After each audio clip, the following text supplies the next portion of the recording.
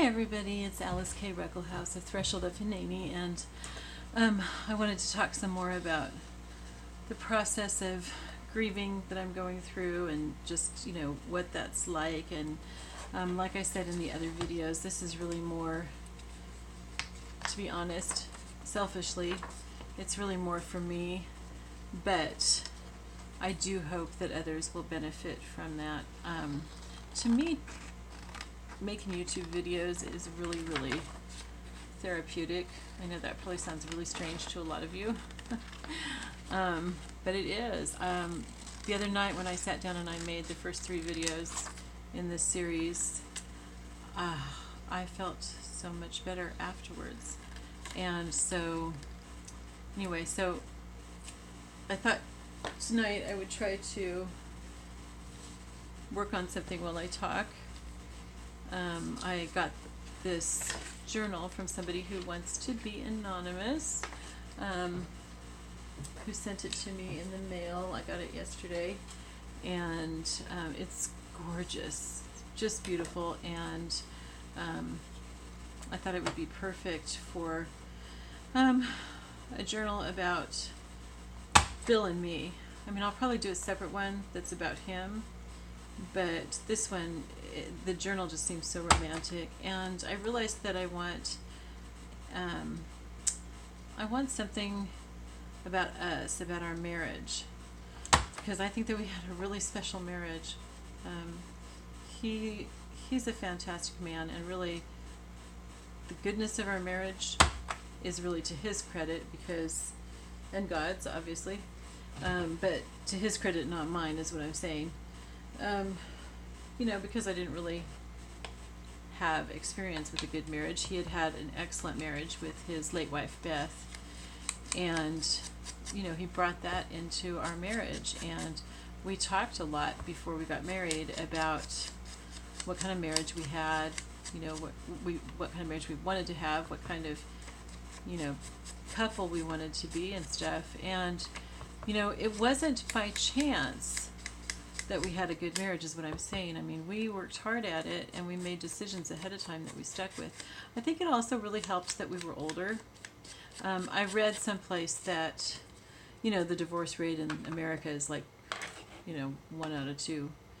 But the younger you are, the higher that actually is. And the older you are, the lower it is what I've read. I haven't looked at the statistics myself, but that's what I've read. And so, I think the fact that you're older just hopefully means that you're more mature, and so you're able to, determine what's important and what's not, rather than just giving in to every little thing that seems, that bothers you or something. I think I'm going to put this right here. So this is going to be about us, about our marriage, and this is such a gorgeous journal that I feel bad almost gluing things into it, but I know that's what it was sent to me for, and I know that this is going to be really healing. I wanted to say, while I'm working on this journal, that one of the things that has been really healing to me, and might be to other people, again, everybody's different, but you can try this on for size, is beautiful things. And I don't mean like I'm going out and spending money on things or anything, I'm not. But, oh, come on. Why doesn't this want to come out? But, like this journal, when it came and I looked through it, and it was like, first of all, I know that it's handmade, and I know the person who made it, not personally, but I know her from Facebook. And, so I know that a lot went into it. Good grief, what is wrong with this? But also just the fact that it's so beautiful. Okay, so it's in my favorite colors, which, that's something to consider. I'll say a little bit more about that. Well, yeah, let me say a little bit more about that right now. It's like we're so afraid, and I've been too in the past, but this whole experience for me has given me more confidence to minister to people who are going through hard times. was I going to say? Oh, pay attention to what you know about the person. Don't just be afraid to say anything because you've heard, oh, people get offended when you do such and such. Because there's an awful lot of that. Well, I'll tell you what, people get offended over everything. And I don't mean every individual does. And that's the thing, is like one person gets offended for something and then it's like illegal for anybody to do that. And that's, oops, I'm sorry. I've got this closer because I wanted to have it down farther so you can see the pictures and stuff. And so it's like, illegal to do that one thing because it offended somebody. Well, guess what? A whole bunch of other people aren't offended by that, and it really, really means a lot to them, and it really helps them. So don't just assume that because you've heard, oh, people are offended when people say such and such when someone dies, like, giving them scripture or something. It's trite if you say it trite. If you are really intending to help the person, that doesn't mean that the person is going to take it that way. Because frankly, when you are mourning, you're not yourself. And you need to be aware of that if you want to help somebody who's mourning and, bless them and stuff. You're not yourself. Part of yourself has been taken away. And so it's really hard. But also, you guys, this is how I am. I've totally forgotten now what I was saying. Sorry. Anyway, what I was going to say is, like the person who gave me this, look at what you know about that person and what they love. Like, she looked at what my favorite colors were. And so, what she gave me was, and she had made this sometime before, and she said that she just felt like she was supposed to make it, and then she put it on the shelf, and it just waited there until the right time to give it to me. I mean, she didn't know it was for me or anything, but the reason that she chose this one from her shelf is because she looked up my favorite colors, and so she saw that she had this that was in my favorite colors, and she knew that I would like it. And that's something, you guys, if you're not sure what to say or do, look and see. Well, first of all, think about what you know about that person. Like, for example, too, my best friend Kathleen brought me some rice pudding. First of all, she knew that I probably wouldn't be eating. And secondly, she wanted to bring me some comfort food. Now, she did get it from Trader Joe's, so maybe it was like healthier than what you would get at the supermarket, but still, it's not super healthy, and she's really into eating healthy. But she wasn't looking for what she needed, she was looking for what I needed. And that was really sweet, and I probably otherwise wouldn't have eaten anything that day, not because I was like refusing to eat or something, but because I just wasn't thinking of it. And so, so she took care of that need for me. And this, not only does it meet a need because it's my favorite colors, but because it's beautiful and because I value handmade things. And she knew, because we're a part of a junk journal making group, she knew that I valued handmade things and that I liked junk journals. Okay, so it was, so it was something, even though she doesn't really know me at all. I mean, really, we're in the same group that has like 2,000 people.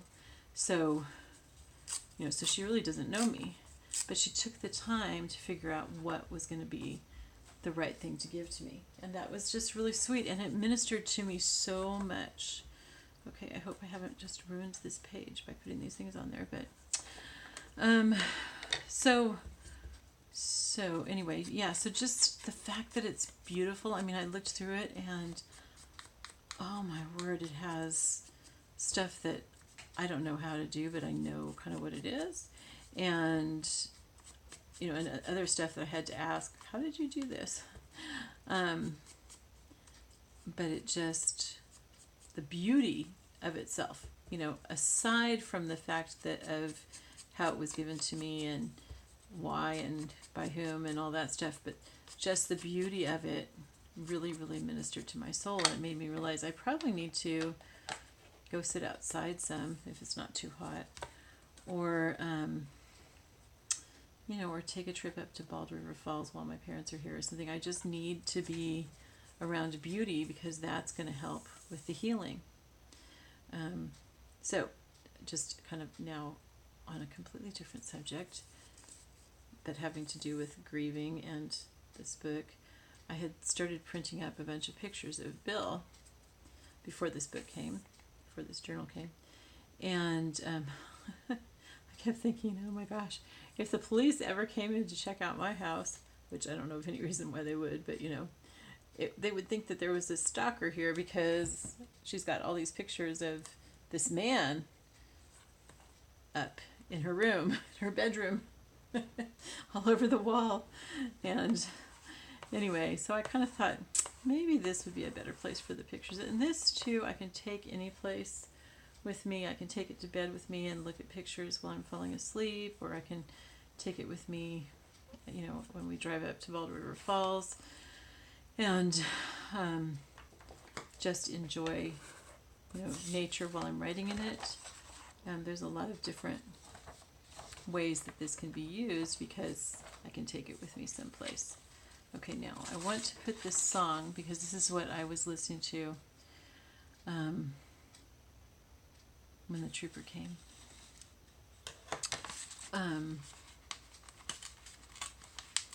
And the reason, you might kind of feel like, why on earth would you want to memorialize this horrible song that you were listening to right before the trooper came? Isn't that like a bad memory? No, it's not, because this, first of all, it was telling me that God's angel armies were around me, and also that they were around Bill. And yes, I know that he was in an accident and he was killed, but that was, it was his time. I don't know. I don't know the answers because I don't even like saying that because I don't know. But for whatever reason, he wasn't alone. And there was a guy who contacted me actually, who had been with him when he died. So I know that he had a human person with him, but I also know that God's angel armies were around him. But besides that, this song is also really special to me in this context because God worked it out so that I had this moment of worship before hearing the worst news, the worst, most devastating, most horrific news of my entire life. And he knew that I needed that. Right after taking my headphones off and posting this song on Facebook so that hopefully my friends would worship with me, I didn't explain, what I was afraid of or anything, because I was afraid at that point that something had happened to Bill. But God worked it out. God worked it out so that the phone call came for me to open the door that there was a trooper out there. That came after I finished that song and had posted it. And God knew that I needed that. I desperately, desperately needed to have that worship time before hearing that news. And so that was God's provision. And so, yes, I'm including that in here. I decided, because you're probably also wondering, well, why don't you put it at the end? I decided not to try to do this in chronological order. I'm just going to I'm going to do it in like normal kind of junk journal fashion. I'm going to look for the page that I think something fits on, and that's where it's going to go. And so the memories are going to be all mixed up. That's okay. I like that kind of, it's, I don't know, it's hard to explain, but yeah, I like that, and that's just what I'm doing. So I'm just looking for stuff. So that picture, this one right here, I'll turn to it while I'm working on this. This picture right here was taken on New Year's Day, 2015, at Betterton Beach. We had gotten married February 14th, and So anyway, so Bill took me to Betterton Beach, which ended up being one of our favorite places in Kent County. And I love this picture, besides the fact that it's one of the few pictures of the two of us, because I was usually the person behind the camera. It shows our personality so much. It's so funny because there he is. He's got on a sweater, probably wool, and a vest, a down vest, and then a jacket on top of that. And I'm there in a sleeveless dress. And that's just, oh my gosh, that's how we were. The one thing that we had a disagreement about consistently was the temperature in the house, and we didn't argue about it, but it was just like a consistent disagreement because I was always hot, he was always cold. Summer or winter, it didn't matter. In the winter, he'd turn off the heater and I'm like dying. And in the summer, he'd still he'd have the air conditioner set on, but he had the thermostat set pretty high for me. And I actually kind of get sick when it's too hot, and especially humid and stuff. So, I would say to him, there are only so many pieces of clothing that I can take off and still be decent. And you can put on a sweater. You're a sweater maker. Why don't you put on a sweater? Well, you know what? I don't think that he wore a sweater one time since we moved here. So almost 2 years. In August it'll be 2 years. I think we moved down here like August 19th. We came down just in time for the solar eclipse. Sweetwater was in the totality zone, and so we got to experience that, and that was actually very, very cool. I mean, to me, I had thought, oh yeah, it'll be cool to do this like historic thing. Oh my goodness, no, it was so amazing. Just this beautiful act of nature. I mean, I cried. And anyway, so it was very cool. He had wanted to see that, and I'm so glad that he got to. And and so we had decided that coming down then would be a good time. Actually, I went blue on this. Well, brown would have looked nice, but I went blue. So yeah, so he was always cold, I was always hot, and we got along really well. We had other things that we disagreed on. We had a couple, I would say probably in our whole 5 years of knowing each other, 4.5 years of marriage, we probably had 3 arguments in that whole time. And other than that, we had disagreements, but we didn't argue. And we just fit together really, really well. I don't really know what else to say about that, but he was perfect for me. And I had dated a number of men. This is starting to clog up again. I had dated a number of men, and a couple of them, if they'd asked me to marry them, I probably would have, because they were really, really wonderful men. But I'm glad that I didn't, because I got to marry Bill. And sorry guys, if either of you are listening to this. I mean, you are wonderful men, but he's better for me. And that's the thing, is that God helped me to hold out for the man who was perfect for me. Not that he was perfect, but he was perfect for me. And that was really special. So this, what I'm putting up here, is the song that I was listening to and worshiping to when the trooper came to inform me of Bill's death. And he had already passed a few hours before that. But, it was, I hadn't heard yet. And I was really scared, and I was fairly certain that something had happened. I didn't know what. But anyway, I don't know. We still don't know why he lost control of the vehicle, or I guess that's what they're saying, is that he lost control. I don't really know. I have not seen the video. Apparently, the person driving behind him caught the whole thing on video, and so the Highway Patrol is able to use that, but I haven't seen it, and I have no idea what happened. All I know is that he didn't call me, and he was supposed to call me every hour and a half, and he hadn't called me, and so I was getting worried, and well, as I was getting worried, there was something to worry about. I guess you could say. I mean, of course we know God had it all under control. That doesn't mean that that's what he wanted to happen, that he had it under control, and he wouldn't have let it happen. Oops, I'm sorry. I bumped that again. I'm sorry. He wouldn't have let that happen if it wasn't okay.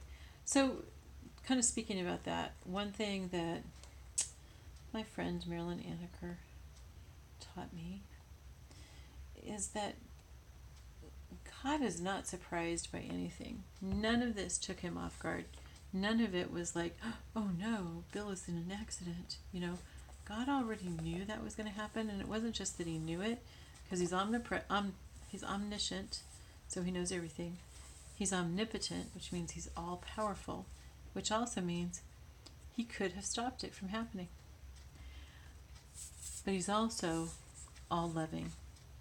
And I know that he loves me. I know that he loves Bill. And he allowed this to happen. So I know that, one way of looking at it is, God allowed this to happen. I hate God. Okay? Or it can be, I trust God. And I know that he loves me. And I know that he loves Bill. And he allowed this to happen. So I'm going to trust that there was a good reason for that. And that there's going to be a good outcome. Now, I'm not going to get the outcome that I really, really badly want, which is my husband back, because that's what I really, really want. But the outcome is going to be really good. And I know that it's going to glorify God.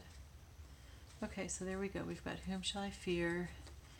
And we've got this. And then I have, and I'll save this paper. If nothing else, I'll use it as Franken paper, but I might write some stuff on it or something too. And then I've also got a couple of memories that I'll put in another time, because I took my pills a while ago and I am starting to fade. I probably shouldn't have even done this video, but I wanted to get some of this done, and I know this sounds weird, you guys, because you're not really with me, but I didn't want to be alone. Oh yeah, I wanted to put this picture here. I didn't want to be alone. So thank you for being with me. And thank you for listening to my ramblings, which are, might be mumbling, and, excuse me, because I'm just really tired, and it's been a super, super, super long day, very stressful, but we got through it. I had a chance, I had an opportunity today to finally just sit down and love Bill, because I just really needed to do that. And not that that's the last time that I need to do that, but I needed to do that. I hadn't been able to really do that since the accident. And because there's just like all these things that you have to take care of. It's totally ridiculous. All these things have to be done right away. And our car insurance, though, I mean, they've been wonderful about, you know what, you take your time before you go up there to get your stuff out, and they can't total it until, I do that and everything. And so that's very, very kind of them. And, and there's a few other people who, in all those things that I've had to do that have really helped. Like my dad's cousin, Chris Harder, helped me to find the funeral home to have his body cremated. And, anyway, so I guess what I was saying, I don't know. What I was saying is that there's been a lot of stressful stuff today, but there have also been some people who have been really helpful and loving and kind and amazing, and then because I was able to finish the things that I needed to finish for today, I was able to spend some time just thinking about and loving on Bill, and remembering things that happened in various rooms. That's why I sat in different places. And it was good. It was special. I cried some, I laughed some. I'm getting better about not crying. I do let myself cry. I don't want to sound like that, but I don't really need to cry over every little thing. And, hopefully that will improve. So, and it is starting to improve. So anyway, so that's it. And this is our favorite blessing that we said when we were dating. We said that this was going to be our blessing. And it's from Numbers 6, 24 through 26. And so I will end this video by reading this. The Lord bless thee and keep thee. The Lord make his face shine upon thee and be gracious unto thee. The Lord lift up his countenance upon thee and give thee peace. Amen. I love you all. Good night.